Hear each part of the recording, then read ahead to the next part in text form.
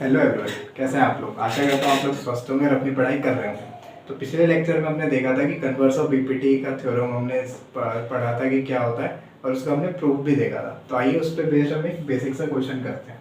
तो देखिए, सबसे पहला क्वेश्चन क्या कह रहा है। ये ट्राइंगल आपको गिवन है, इसमें P S by S Q बराबर P T by T R है।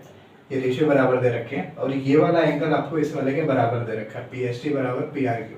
तो हमें प्रूफ करना है कि पी क्यू आर जो है आइसोस्केलस ट्राइंगल है। तो एक आपके लिए इंपॉर्टेंट क्वेश्चन है। तो आइए देखिए कैसे करना है इसको।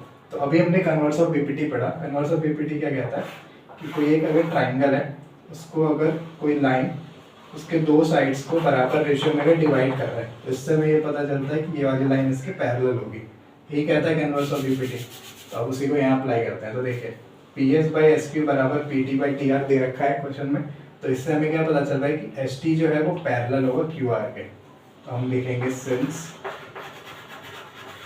P S by S Q is equal to P T by T R. इससे हमें क्या पता चलता है कि S T is parallel to Q R. Reason क्या होगा, by converse of BPT.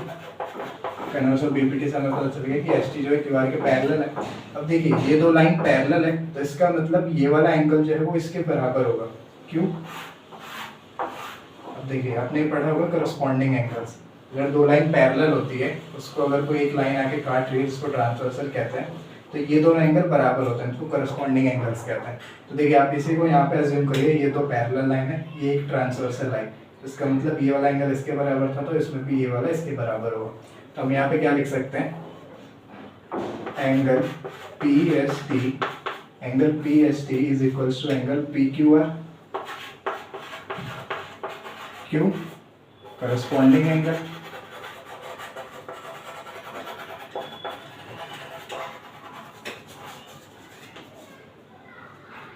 Corresponding angles. तो अब देखिए, ये वाला एंगल इसके बराबर हो गया और ये वाला एंगल इसके बराबर था, तो इसका मतलब ये वाला भी इसके बराबर होगा। आप समझ लीजिए, ये 1 है, ये 2 है, ये 3 है। अगर 1 2 के बराबर है और 1 3 के भी बराबर है, तो इसका मतलब 2 3 के बराबर होगा। अब since angle P S T किसके बराबर दे रखा था क्वेश्चन में, पी आर क्यू के। और अभी हमने क्या पता किया कि पी एस टी जो है वो पी क्यू आर के भी बराबर है, एंड पी एस टी जो है वो पी क्यू आर के भी बराबर है। पी एस टी जो है पी क्यू आर के भी बराबर है। तो इससे हमें क्या पता चल रहा है कि ये वाली चीज़ इससे इसके बराबर होगी। तो इससे हमें ये पता चल रहा है कि पी आर क्यू जो है वो एंगल पी क्यू आर के बराबर होगी। पी आर क्यू जो है वो पी क्यू आर के बराबर होगी। अब देखिए, 2 बराबर 3 हो गया। और आपने एक प्रॉपर्टी पढ़ी होगी कि अपोजिट जो इक्वल एंगल्स होते हैं उनके अपोजिट इक्वल साइड्स होते हैं, या फिर इक्वल साइड्स के अपोजिट जो एंगल होते हैं वो इक्वल होते हैं। तो अब देखिए, ये दो साइड्स एंगल्स इक्वल हैं, तो इनके अपोजिट साइड क्या है, एक तो पी क्यू है और इसके अपोजिट है पी आर। तो इसका मतलब अगर 2 3 के बराबर है तो पी क्यू जो है वो पी आर के बराबर भी होगा। इसका मतलब क्या होगा, हमारा पी क्यू जो है वो पी आर के बराबर। Reason, sides opposite to equal angles are equal. अब देखिए, पी क्यू बराबर पी आर हो गया, तो इससे हमारा क्या प्रूफ हो गया कि पी क्यू आर एक आइसोस्केलस ट्रायंगल। आइसोस्केलस ट्रायंगल कैसा होता है, इसमें कोई भी दो साइड बराबर हो। तो इससे हमारा पता चल गया कि triangle P Q are is isosceles. तो यहाँ से हमारा क्वेश्चन सॉल्व हो जाता है। तो उम्मीद करता हूँ कि आपको कन्वर्स ऑफ बीपीटी का बेसिक एप्लीकेशन समझ आ गया होगा। तो आइए अब हम अपनी इस वीडियो का क्वेश्चन नंबर 2 देखते हैं। तो देखिए, क्वेश्चन नंबर 2 क्या है। ये एक अच्छा क्वेश्चन है, थोड़ा इंपॉर्टेंट भी आपके लिए। तो देखिए, कह रहा है कि एक ट्राइंगल है एबीसी, जिसमें एंगल ए बराबर एंगल बी है और एडी जो है वो बीई के बराबर है। एडी जो है वो बीई के बराबर है, मतलब ये इसके बराबर है। तो देखिए, हमें करना है show that D is parallel to AP. वही एक तरीके से कन्वर्स ऑफ बीपीटी है, बस क्वेश्चन पूछने का तरीका अलग है। तो देखिए, इसको कैसे प्रूव करेंगे। अगर हम देखें, in triangle A B C, angle A बराबर एंगल बी है,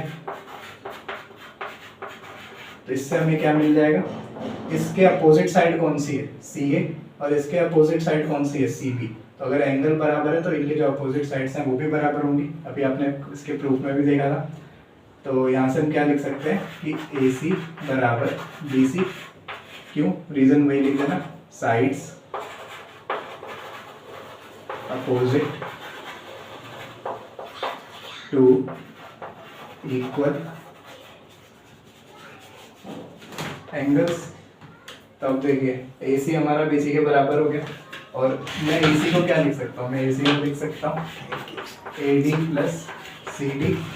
ये किसके बराबर हो जाएगा, बी सी। बी सी को मैं क्या लिख सकता हूँ, सी प्लस ई बी।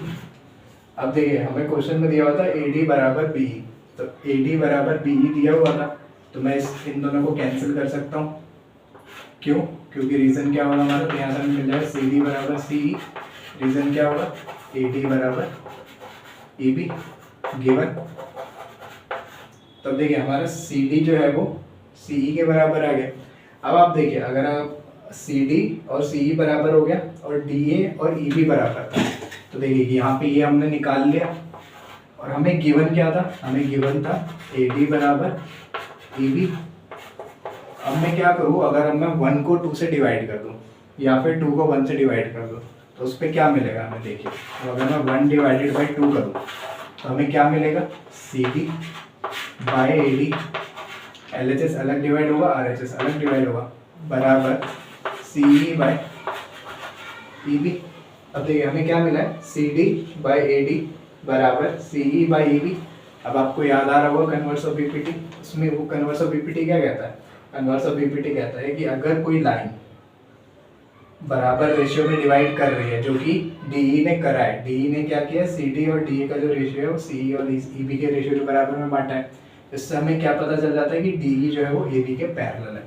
इससे हमें पता चल जाएगा कि डीई पैरेलल टू एबी, किस थ्योरम से, बाय कन्वर्स ऑफ बीपीटी। और देखिए हमें यही प्रूफ करना था कि proof that D is parallel to AB, तो वो हमारा हो चुका है। तो हम लास्ट में दे देंगे हेंस प्रूफ। ये लाइन लिखने में आपको भी बहुत मज़ा आता होगा, मुझे भी आता है। तो उम्मीद करता हूँ आपको सोल्यूशन अच्छा लगा होगा। तो इसी के साथ इस वीडियो को ख़त्म करते हैं, और अब हम अगले लेक्चर्स में आगे के थ्योरम्स पढ़ रहे होंगे। Thank you.